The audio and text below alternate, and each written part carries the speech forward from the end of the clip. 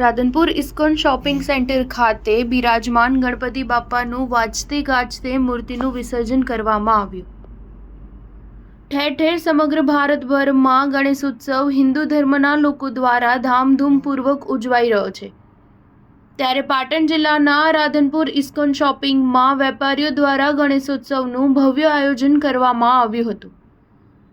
3 દિવસ વેપારીઓ દ્વારા શોપિંગમાં ઉત્સાહભેર ઉજવણી કરવામાં આવી હતી અને સાંતલપુર ગામના તળાવમાં વાજતે ગાજતે ભગવાન શ્રી ગણપતિ દાદાની મૂર્તિનું ભારે ધામધૂમથી વિસર્જન કરવામાં આવ્યું હતું,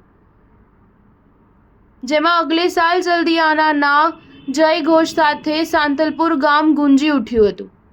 ડીજે અને ગરબાના તાલે દાદાનું વિસર્જન કરવામાં આવ્યું હતું। વિસર્જન યાત્રામાં બાળકો, મહિલાઓ, યુવાનોએ ગણપતિ બાપ્પા મોર્યાના જય ઘોષ સાથે ગણપતિ દાદાની મૂર્તિનું વિસર્જન કર્યું હતું। Star news 7 Patan.